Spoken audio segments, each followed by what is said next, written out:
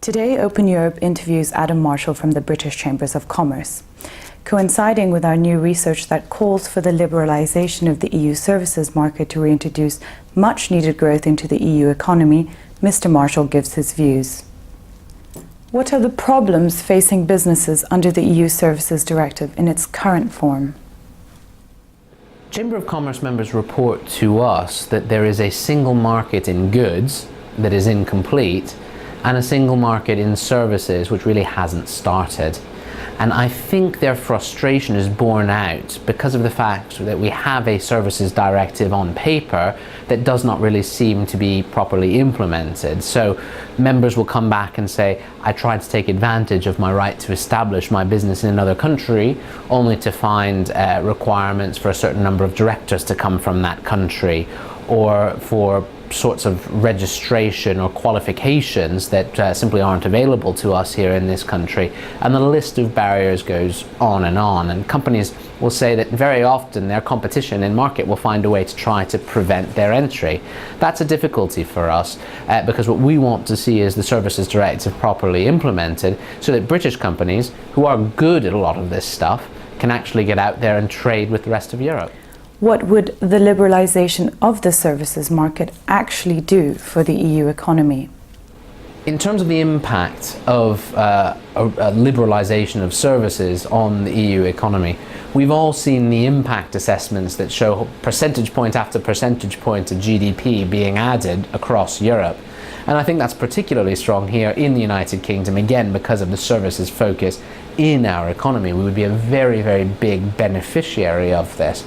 I have no reason to doubt those impact assessments. I think that their optimism is well-founded.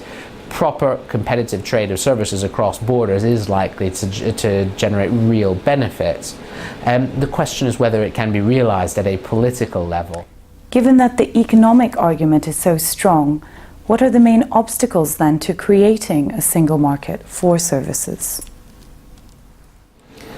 I think that we have a fight still to win in the political and public sphere.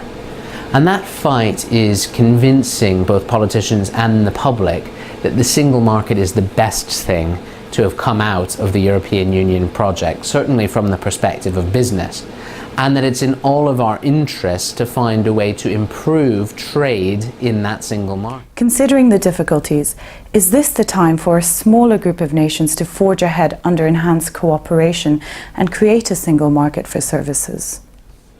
There are many different ways for Europe to tackle its problems or questions where all member states don't necessarily agree.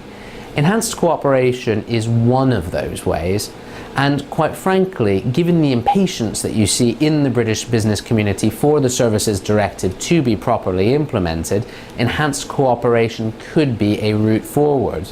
We know in our work with business organisations in other EU member states, for example, our colleagues in the Netherlands, our colleagues in Germany and our colleagues in the Nordic countries, often share that impatience and want to see the services market very much liberalised. So perhaps there is an opportunity to pursue a coalition with other like-minded countries.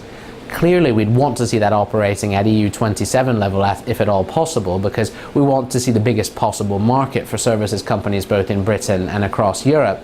But if that was to prove impossible, I see no reason why we shouldn't investigate whether enhanced cooperation in services is the way to go.